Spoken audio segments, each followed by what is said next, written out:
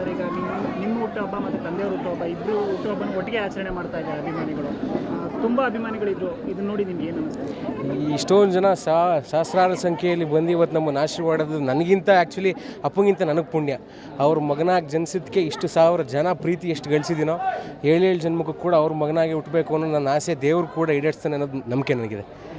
ಇವತ್ತು ಇಲ್ಲಿ ಇರೋರಿಗಿಂತ ಎಲ್ಲರಿಗಿಂತ ಕಿರಿಯ ನಾನು, ಚಿಕ್ಕವನು. ಅಷ್ಟು ಚಿಕ್ಕವನಿಗೆ ಇಷ್ಟು ಸಹಸ್ರಾರು ಜನ ಬಂದು ಇವತ್ತು ನನಗೆ ಅಷ್ಟು ಖುಷಿಯಿಂದ ಶುಭಾಶಯ ಕೋರಿ ಚೆನ್ನಾಗಿರಪ್ಪ 100 ವರ್ಷ ಬದುಕಪ್ಪ ಅಂತ ಹೇಳ್ತೀರಲ್ಲ, ಅದಕ್ಕಿಂತ ಇನ್ನೇನು ಬೇಕು ಸರ್? ಅದಕ್ಕಿಂತ ಇನ್ನೇನು ಬೇಕು ಹೇಳಿ? ಇವತ್ತು ನನ್ನ ತಂದೆಯವರು ಕೂಡ ಆಶಯ ಪಟ್ಟಂಗೆ ನಾನು ಕೂಡ ಮುಂದೆ ವಿದ್ಯಾಭ್ಯಾಸಕ್ಕೆ ಹೋಗ್ತಿದ್ದೀನಿ. ಎಲ್ಲರೂ ಆಶೀರ್ವಾದ ಇರಲಿ. ನಿಮ್ಮ ವಾಹಿನಿ ಮುಖಾಂತರ ಕೇಳ್ಕೊತೀನಿ, ತುಮಕೂರು ಜಿಲ್ಲೆಯ ಜನತೆ ಎಲ್ಲರೂ ಪಕ್ಷಾತೀತವಾಗಿ ಎಲ್ಲರ ಆಶೀರ್ವಾದ ನನ್ನ ಮೇಲಿರಲಿ, ನನಗಿಂತ ಹೆಚ್ಚಾಗಿ ನನ್ನ ತಂದೆಯವ್ರ ಮೇಲಿರಲಿ ಅಂತ ಕೇಳ್ತಾ ಮಾರ್ಕ್ಸ್ ಮುಗಿಸ್ತೀನಿ. Thank you.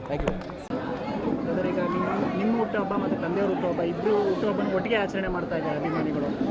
ತುಂಬ ಅಭಿಮಾನಿಗಳಿದ್ರು. ಇದನ್ನ ನೋಡಿ ನಿಮ್ಗೆ ಏನು ಅನಿಸ್ತದೆ? ಇಷ್ಟೊಂದು ಜನ ಸಹಸ್ರಾರು ಸಂಖ್ಯೆಯಲ್ಲಿ ಬಂದು ಇವತ್ತು ನಮ್ಮನ್ನು ಆಶೀರ್ವಾಡೋದು ನನಗಿಂತ ಆ್ಯಕ್ಚುಲಿ ಅಪ್ಪಂಗಿಂತ ನನಗೆ ಪುಣ್ಯ.